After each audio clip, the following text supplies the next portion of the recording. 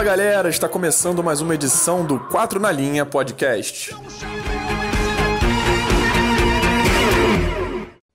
Olá, queridos ouvintes, eu sou o Vitor Afonso e estamos iniciando mais uma edição do 4 na Linha Podcast. Estou mais uma vez na companhia dos meus parceiros Fernando Fernandes, Gabriel Camargo e Igor Macena. Fernando, qual é o seu destaque esportivo da semana? Fala, Vitor. Fala, meus amigos. Muito bom estar aqui mais uma semana com vocês. E, bom, na semana passada, meu destaque aqui foi o quanto o Kepa, o goleiro do Chelsea, não fazia valer a quantidade de dinheiro gasta por ele e nem estava à altura do clube dos últimos goleiros que por lá estiveram, né? E parece que o Chelsea me ouviu aqui e foi atrás de um goleiro novo. E o escolhido foi o senegalês Edouard Mendy, o goleiro de 28 anos, se destacou no último campeonato francês, jogando pelo Rennes, participando da campanha que classificou o time para jogar Champions pela primeira vez na história. Eu confesso que não conheço ele, mas foi uma contratação que contou com a observação de nada mais, nada menos que Peter Cech. Então o cara chega com uma certa moral no Chelsea, né? Agora é torcer para que não seja apenas mais uma aposta e que ele faça valer a expectativa que se tem por ele, né? O Chelsea segue firme na janela de contratações e o Kepa, que na última rodada, inclusive, falhou em um dos gols do Liverpool, foi determinante até na vitória do Liverpool, e agora está chegando aí com o Chelsea se mexendo nos bastidores, trazendo mais um goleiro para brigar por posição ou quem sabe até ser o titular. Eu quero também que seja muito bem-vindo o Gabriel e que ele diga para a gente o destaque dele dessa semana. Fala, Vitor. Fala, pessoal. Meu destaque vai para mais um episódio da série. É impressionante o que acontece em Sevilha. Apesar da derrota na Supercopa da Europa, foi mais uma grande exibição do time espanhol em uma noite europeia. Então, a gente vai falar um pouco mais disso no restante do programa. Mas meu destaque é o Sevilha. Vamos falar sim sobre essa decisão da Supercopa. Excelente destaque, Gabriel. E seja bem-vindo também aqui para quem não sabe, quem de repente está escutando a gente pela primeira vez, o primo do Gabriel, o Igor Macena. Seja bem-vindo, obrigado por estar com a gente novamente e diga quem você gostaria de destacar. Fala, Vitor. Fala, Gabriel. Fala, Fernando. Fala, queridos ouvintes. Meu destaque de hoje vai para o Suárez, que essa semana se despediu do Barcelona. Está indo rumo ao Atlético de Madrid, um grande rival nacional deles. Mas essa despedida ela foi muito, assim, ao mesmo tempo que melancólica, foi uma coisa muito emocionante. Assim, teve a despedida, ele falando do lado do presidente, falando sobre toda a história dele, que chegou em 2014, depois da Copa. E ganhou muitos títulos lá, ganhou 13 títulos. Ele fez 198 gols na sua passagem no Barcelona, é o terceiro maior artilheiro da história do Barcelona. Então, acho que é uma passagem muito marcante, é um fim de um ciclo muito grande. E só lembrar também que, assim, começa a se desmanchar completo. Começa não, assim, continua se desmanchando os maiores trios que a gente viu de jogar, que era o MSN, O Neymar já foi embora tem um tempo, agora o Suárez indo embora também, o que tudo indica, no final dessa temporada o Messi vai embora também. Então, é o fim de um ciclo. Excelente destaque. Eu estou curioso, inclusive, para ver nessa equipe do Atlético de Madrid ali o Simeone, o Diego Costa e o Suárez juntos. Eu acho que vai ser interessante ver esse trio aí no Atlético de Madrid, seja para o bem ou para o mal, vamos ver o que vai acontecer. E o meu destaque esportivo dessa semana é novamente o Neymar, que na semana passada eu destaquei a ida dele, a saída da Nike, a ida para a Puma, e nessa semana eu destaco aí já não tão positivamente que o Neymar ele ficou fora.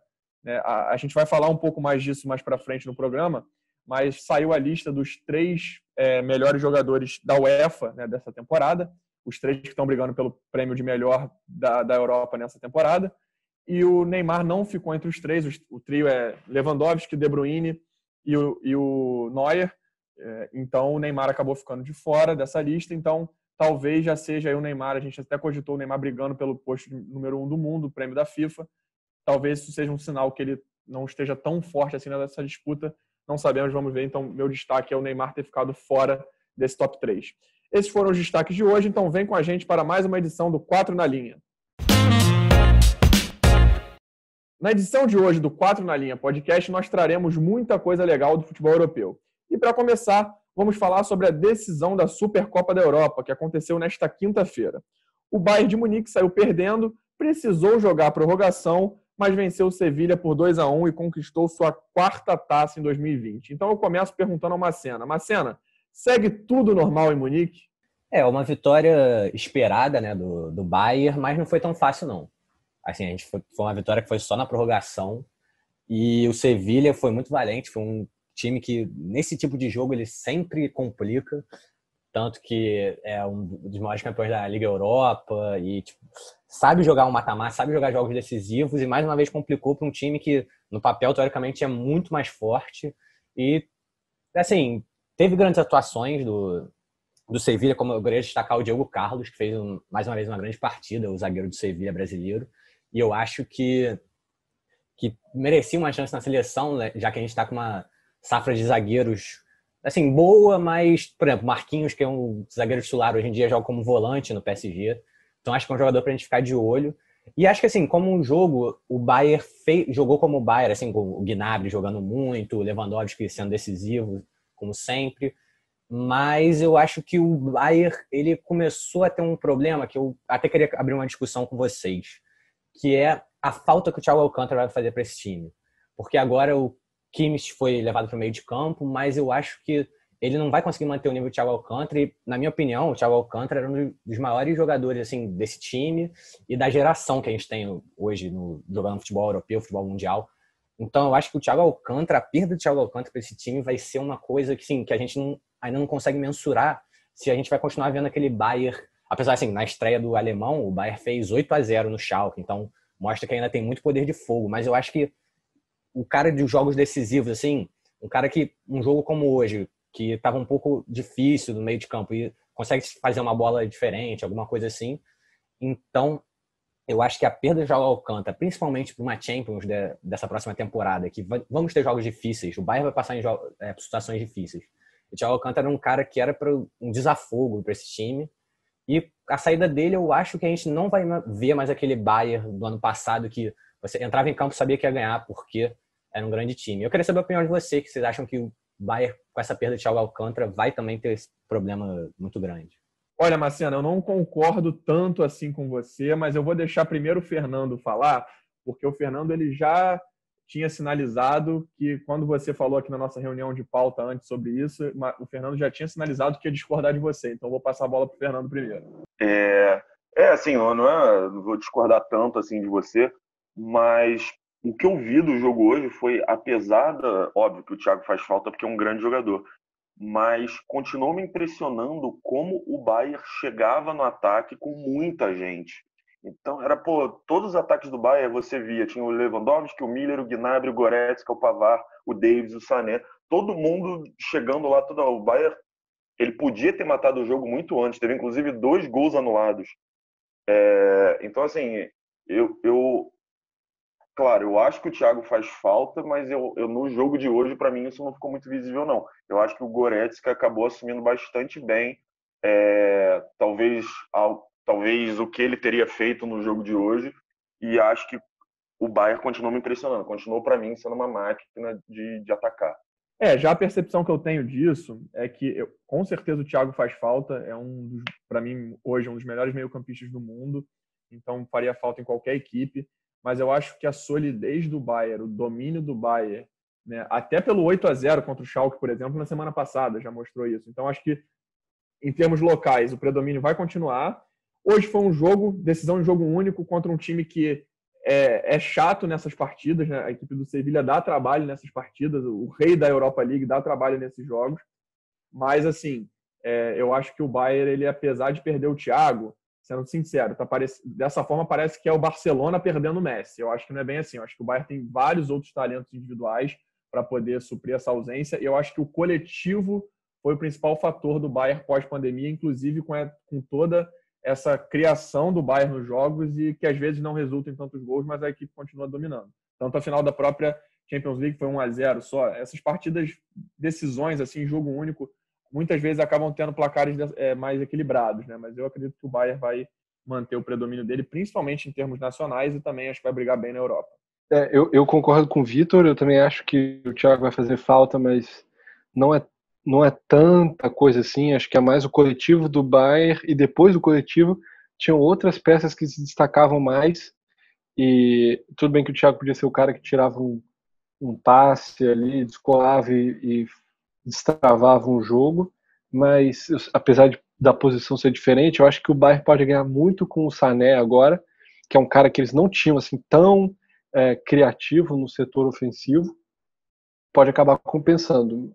E eu acho que o Bayern, o elenco é muito forte ainda para parecer, se talvez fosse o Lewandowski saindo, a perda fosse muito maior, enfim.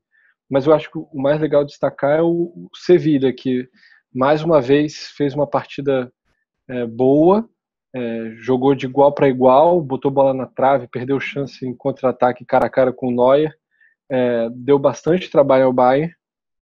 Tudo bem que é começo de temporada, mas enfim, o time tá se conhecendo, o Rakitic chegou agora, voltou agora, né?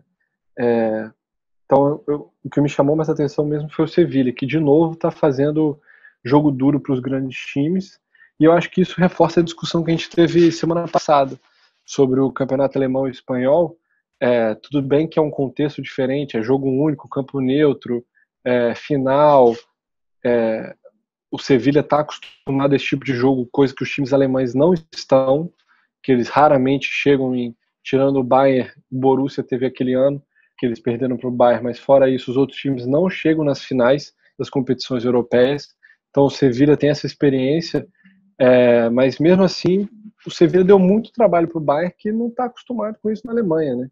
Acho que é mais uma prova de que talvez o campeonato alemão seja nivelado bem por baixo, assim, em comparação ao espanhol.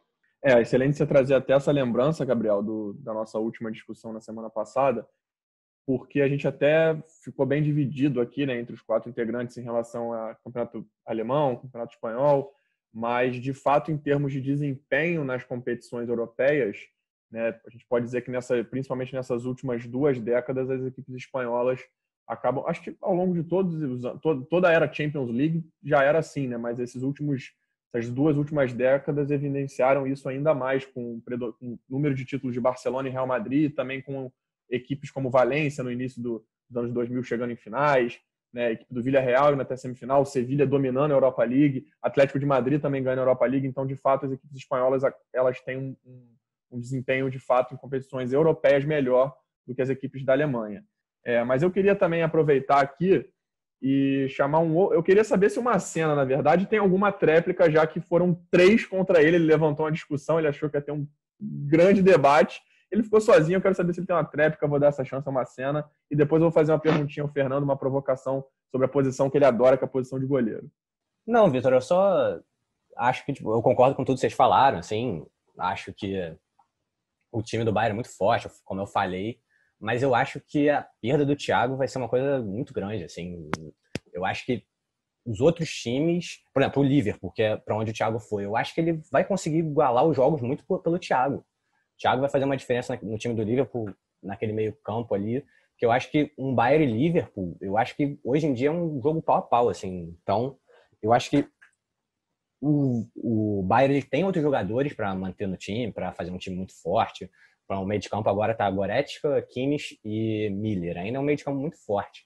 Mas eu acho que a figura do Thiago é uma figura muito cerebral, muito central, e mesmo com todas as justificativas que vocês falaram, com tudo, eu acho que vai ser uma perda muito grande, sim, e acho que mais pra frente a gente vai ver o quanto que esse time vai oscilar por causa disso.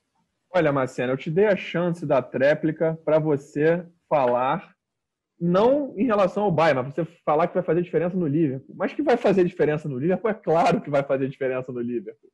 Não, mas a questão não é como ele vai fazer diferença num time ou no outro. A questão é que eu acho que a hegemonia do Bayern não vai ser tão grande por causa dessa mudança. É isso que eu tô querendo falar, o ponto que eu tô querendo chegar.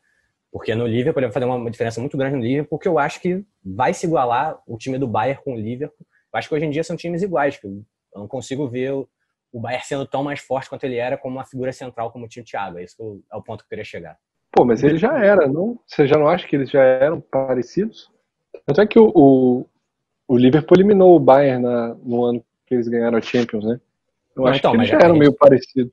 A gente conversou muito sobre a hegemonia do Bayern, como eles estavam sozinhos na Europa hoje em dia, como a gente não via times que chegavam perto. E eu acho que o Liverpool, a gente não conversou sobre isso, mas eu e o Vitor, fora da gravação, a gente chegou a conversar e ele não achava que o time do Liverpool estava tão perto. Então, eu acho que é uma discussão que a gente pode ter, sim. Eu não sei se estava tão claro para todos isso e tal, mas acho que é uma discussão legal. Você levantou, eu acho que o Liverpool ele tá muito próximo, mas foi o que eu falei em outros programas. Eu acho que o Bayern ele ainda é mais confiável. Ao mesmo tempo que o Liverpool pode, que eu falei em outras edições, virar um jogo de forma incrível, ele fica, pelo menos a última temporada mostrou um pouco isso para mim, que o Liverpool ele também fica um pouco mais sujeito às vezes a resultados não tão previsíveis.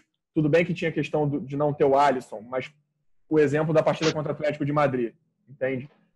Eu acho hoje mais fácil você ver isso num jogo do Liverpool, tanto para o lado positivo quanto negativo, quanto no Bayern. Eu vejo o Bayern como um time um pouco mais sólido, mas claro que eventualmente num cenário de encontro na Champions é muito igual, até porque seriam 2 jogos no máximo, ou então até um jogo único numa decisão. Então eu acho que nivela bastante. Mas eu queria trazer agora para a discussão a provocação que eu falei que eu ia fazer, que o Fernando ele sempre gosta de destacar goleiro, e ele já destacou o goleiro do Sevilla aqui, mas dessa vez ele quer destacar novamente de outra forma, né, Fernando? Pois é, umas semanas atrás eu elogiei muito o Bono, né, não sei, mas elogiei muito ele por causa da partida que ele fez pela Europa League, mas hoje eu vou ter que criticar porque o gol que ele tomou, que foi o gol do título do Bayern, eu acho que foi falha dele. Ele espalmou a bola para o meio da área, né, coisa que não deve ser feita. Ele podia ter jogado por cima, podia até, acho que, ter segurado aquela bola, mas ele espalmou para o meio da área e deu possibilidade para o Javi Martinez matar ali o jogo. Então é isso, acho que ele falhou feio nesse gol. E queria falar também, rapidinho, também elogiar o Neuer, né, que é impressionante, quando a fase é boa, quando o time está bem, quando o goleiro é bom, como a sorte colabora, né? No fim do jogo, o Sevilla teve um lance, o atacante de Sevilla cara a cara com ele, acabou chutando na ponta do pé dele e a bola foi na trave. Então, assim, pô, se o Bayern já é bom, se o goleiro já é incrível, ainda conta com a sorte, aí vai ser difícil ganhar do Bayern mesmo. Fernando, foi excelente você trazer até o nome do Manuel Neuer já para discussão, porque o nome dele vai estar no nosso próximo assunto, no nosso próximo tópico, que é a seleção da Europa, né, a seleção da UEFA, que foi divulgada a lista com os 3 finalistas para o prêmio de melhor da Europa, e eles são Manuel Neuer, Robert Lewandowski, ambos do Bayern de Munique, e também o Kevin De Bruyne, do Manchester City. Então foi pela primeira vez em 10 anos que essa seleção não conta nem com Messi e nem com Cristiano Ronaldo no top 3, né? Que eles não brigam por esse título, eles não chegam para esse top 3. Então eu queria saber, começar pelo Gabriel, o que ele achou dessa seleção inicial e se ele acha que isso pode ser um indicativo já para o prêmio de melhor do mundo da FIFA dessa temporada. Lembrando que também o brasileiro Neymar, que estava muito cotado para esse prêmio, não ficou nessa lista dos 3 melhores da Europa.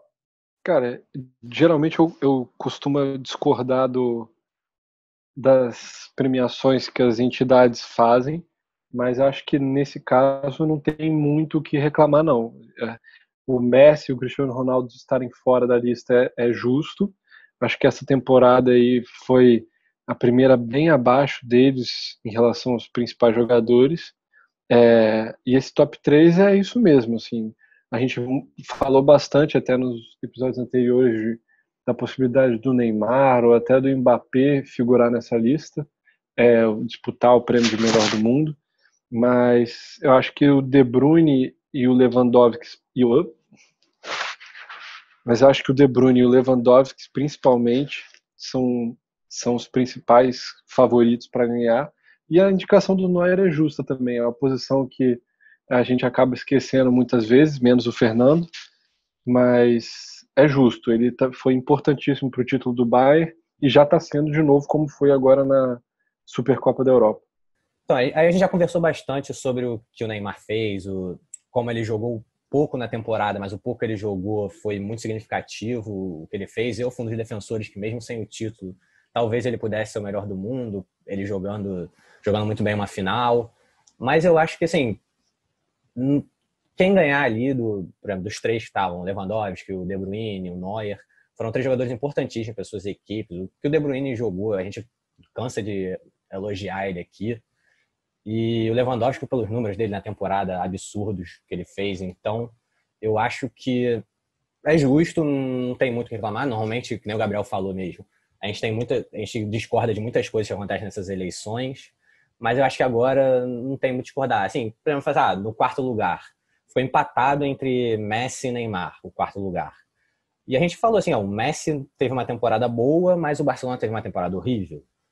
E Já no caso do Neymar, o Neymar teve uma temporada boa, mas não foram tantos jogos que ele jogou. E o PSG teve uma temporada de final de Champions, que foi, assim, ele nunca tinha chegado tão longe. Então, acho que, assim, tá justa a eleição, não vejo muitos problemas. Destacar também o Cristiano Ronaldo em 10º lugar, a gente muito tempo que não viu uma coisa dessa, mas ele foi para um campeonato que realmente hoje não é um campeonato tão competitivo, não tão visado, foi para um time que só conquistou internamente, não conquistou nada em nível europeu. Ele teve bons números, mas os bons números dele não foram tão significativos assim, a ponto de levar o time a alçar voos maiores. Então, eu acho que tá justo, sim. Eu sempre gosto de... Fica até repetitivo, mas eu sempre gosto de lembrar que a eleição do melhor do mundo da FIFA em si, ela tem aquelas particularidades meio loucas, né? Dos capitães e técnicos de equipes bem periféricas do futebol mundial. Então, muitas vezes, a fama de determinados jogadores conta muito para a eleição da FIFA. Já a eleição na UEFA, apesar de também muitas vezes não ser... a gente também discordar de algumas coisas, ela tende a ser um pouco mais... de fato de performance pelo que teve nas competições europeias, principalmente na Champions League, né? Então, não dá para cravar que vai ser um indício, mas eu acredito que só o fato do Lewandowski estar ali nesse top 3 acho que já indica como ele... E o Neymar e o Messi não, que são dois... O Messi pelo peso dele, o Cristiano Ronaldo também, e o Neymar pelo que jogou, por esses três não estarem no top 3 e o Lewandowski está, eu acho que o Lewandowski corre ainda mais forte para conquistar esse prêmio de melhor do mundo da FIFA. Lembrando que a bola de ouro da France Football, que é um outro prêmio, um terceiro prêmio, ele não será concedido nessa temporada devido à pandemia do novo coronavírus. Vitor, só fazer uma observação.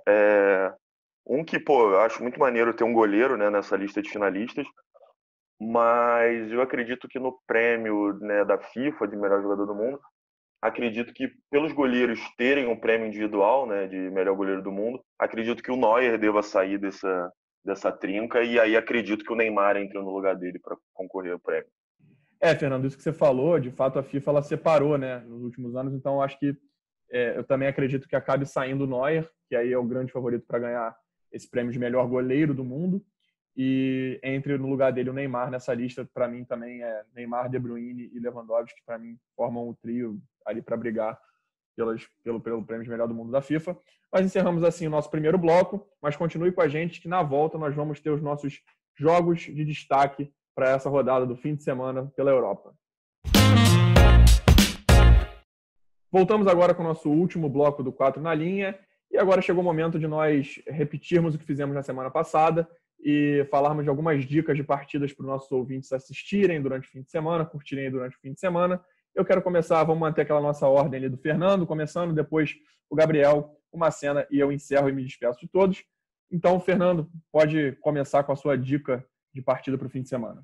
Vitor, o meu jogo indicado da semana vai ser o jogo entre o City e o Leicester, valendo pela terceira rodada da Premier League, né? O jogo vai ser domingo, 12h30, com transmissão da ESPN Brasil.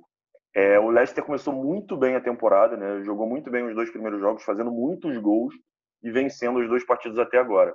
O City não jogou a primeira rodada, né? Mas estreou numa excelente partida contra o Wolverhampton, ganhou de 3-1 com mais uma excelente atuação do De Bruyne, né? A gente fala isso sempre, e também com um Gabriel Jesus bastante participativo. Então é um confronto que promete.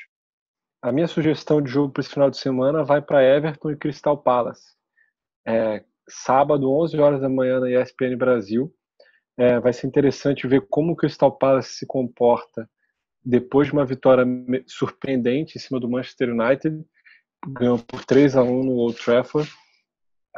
Mas o mais interessante mesmo desse jogo é ver como o Everton continua nessa sequência embalada de vitórias, né? Eles começaram a Premier League com 2 vitórias, com destaque para o James Rodrigues, que está muito bem na Inglaterra, e também para o Calvert-Lewin, que é o artilheiro da Premier League já com 4 gols. Então eu acho que vai ser bem interessante a gente começar a acompanhar mais de perto o Everton do Carlo Ancelotti. Já meu destaque vai para um jogo do Campeonato Espanhol, que é a estreia do Barcelona, né? Vai ser Barça e Vila Real, domingo às 4 horas, com transmissão da ESPN Brasil. E a expectativa para ver esse time do Barcelona, esse novo time do Barcelona, que a gente falou bastante semana passada. Hoje, inclusive, a gente falei também sobre a saída do Suárez. Então, o novo Barcelona com o Messi, com o Coutinho, com o Griezmann, com o Pjanic, com o sobrenovo comando, com o Ronald Koeman. E é a expectativa para saber o que esse time do Barcelona vai apresentar pra gente, que tipo de jogo a gente vai ver, porque o Barcelona sempre foi um time que era um jogo vistoso, mas nos últimos tempos já não era o mesmo. E do outro lado, o Villarreal, que é um time que costuma complicar, assim, sempre vem com um time forte, bem armado. Então, eu tô numa expectativa para ver esse jogo. Já o meu destaque, ele, na verdade, não é no fim de semana, efetivamente, né? Mas não tem como, mas é da rodada do fim de semana, então não tem como não passar por ele, que é a partida que fecha a rodada da Premier League na segunda-feira, às 4h15 da tarde, com transmissão da ESPN Brasil, o duelo entre Liverpool e Arsenal. As duas equipes estão 100% na Premier League, ganharam seus 2 jogos. O Liverpool vem de uma vitória contra outra equipe forte londrina, que foi o Chelsea, por 2-0 fora de casa, e agora enfrenta o Arsenal, que ganhou seus 2 primeiros jogos, vem jogando bem, ganhou recentemente, como a gente já disse, a Copa da Inglaterra e também a Supercopa da Inglaterra, contra o próprio Liverpool nos pênaltis. Então, essas duas equipes vão se reencontrar, dessa vez em Anfield. E aí um jogo durante a semana não tem como, é em um cenário completamente diferente, mas não tem como não lembrar Liverpool e Arsenal jogando em Anfield durante a semana pela Premier League. Já vem na cabeça, pelo menos na minha cabeça, aquele jogo entre as duas equipes, aquele 4-4 com 4 gols do Arshavin. Talvez o pessoal aí que esteja ouvindo, talvez nossos ouvintes também lembrem desse jogo. Vão jogar, se espera uma partida tão boa quanto aquela e tão emocionante quanto aquela. É um jogo que eu indico para a galera, segunda-feira, às 4h15 da tarde, na ESPN Brasil, Liverpool e Arsenal. E com esse destaque, nós encerramos mais uma edição do 4 na Linha Podcast. Inclusive, deixo aqui um recado para vocês. Sigam o @4nalinha no Twitter. Curte lá a nossa página, segue lá nossas novidades. Fique por dentro do nosso podcast. Divulgue também para a galera. Muito obrigado por todos os ouvintes que aqui estiveram com a gente novamente. E também pela presença dos nossos queridos companheiros de bancada. Nós nos vemos na próxima semana. Um grande abraço e até lá. Deu um chapéu, bateu! Rubens Barrichello do Brasil!